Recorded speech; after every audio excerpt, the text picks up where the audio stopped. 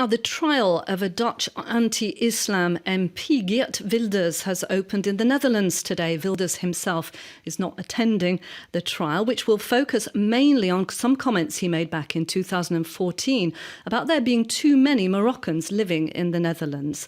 He made those comments at a local government election rally.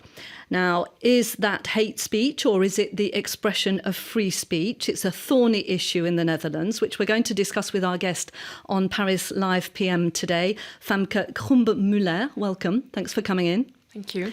Now, you're a Dutch citizen and you've set up your own political consultancy agency here in Paris. It's called OpenCitiz, and you offer sort of political, consultancy covering a certain number of European countries, including France and the Netherlands. Now, tell us, just to kick off, perhaps, Franke, why is this... No, perhaps remind us, first of all, what the court, what actually will it be ruling on? So it will be ruling on allegations against Wilders that he was discriminating against Moroccans during his speech that he gave in 2014. After he gave that speech, he was actually... they received more than 6,000 official complaints against him. So they opened a court case and the court is now ruling, was it freedom of speech or is it already discrimination? Right. Now, why is this such an important case and arguably a difficult one to rule on?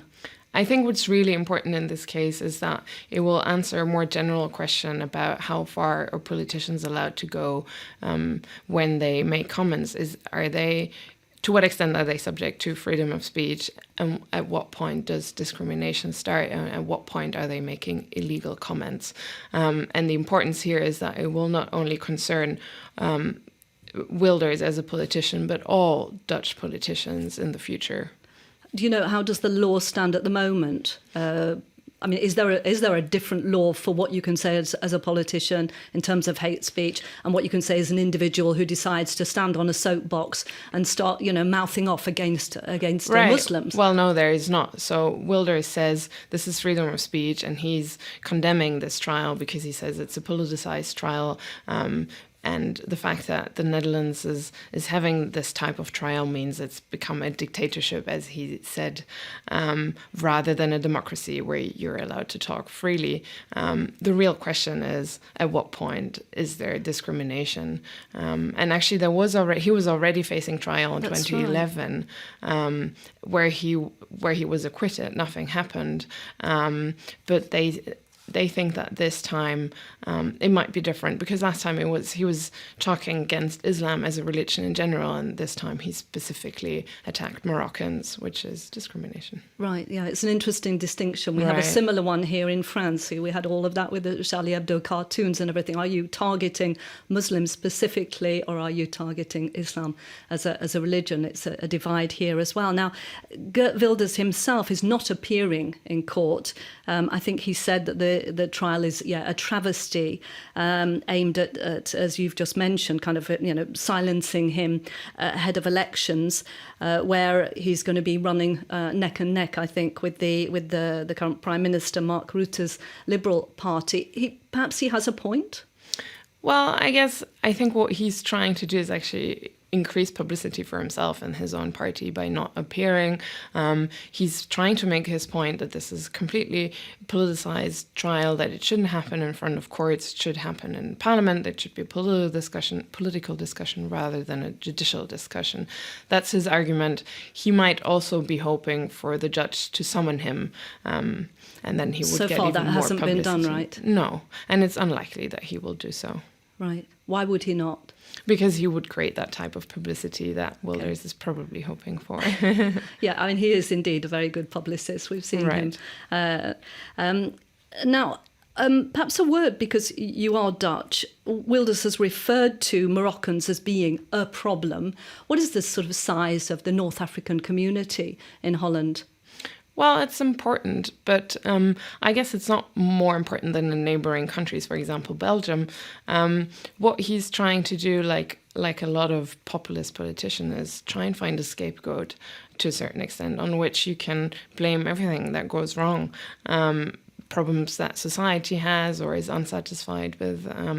The same thing happens in Germany. It happens in France.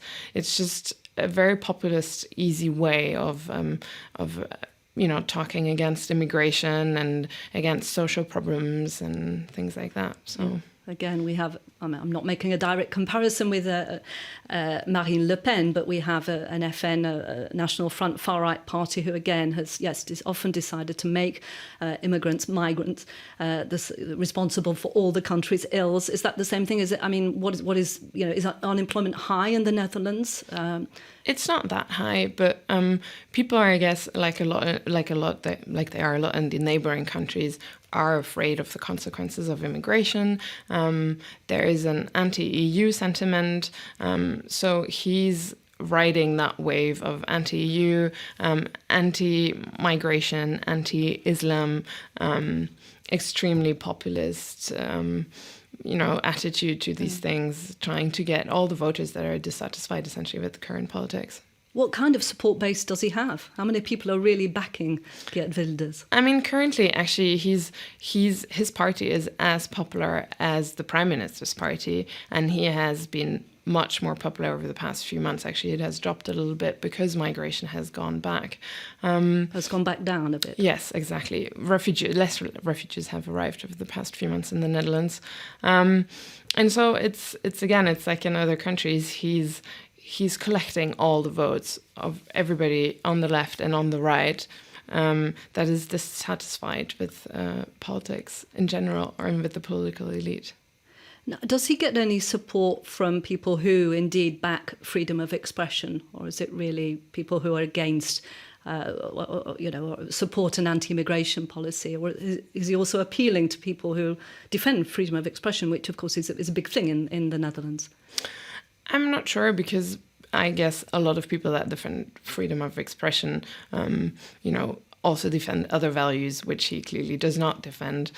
So to that extent, I'm not sure that that's the population he's most attractive to.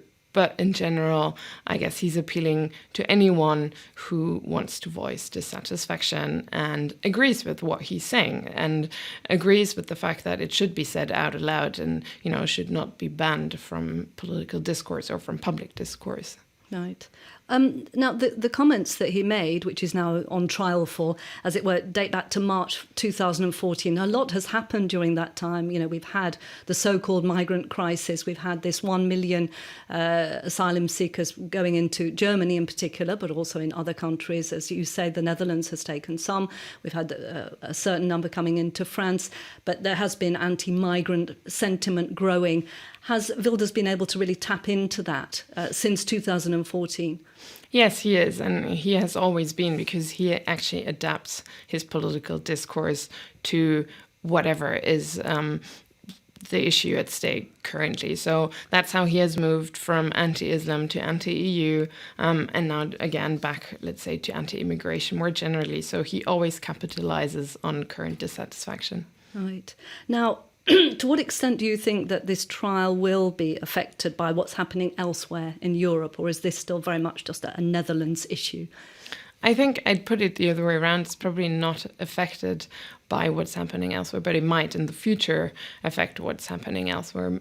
People might look to what the court is saying in terms of until where can you defend freedom of speech and when does it become illegal because you're discriminating against a certain population or racial group.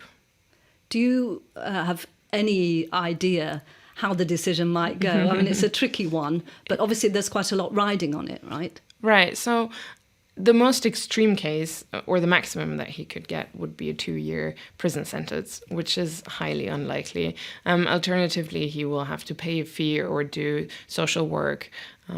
While it's obviously extremely difficult to judge, I would say paying a penalty is the most likely outcome if he's obviously judged, if he's accused of... If he's found guilty right. of this exactly. hate speech. Exactly. And as someone who advises,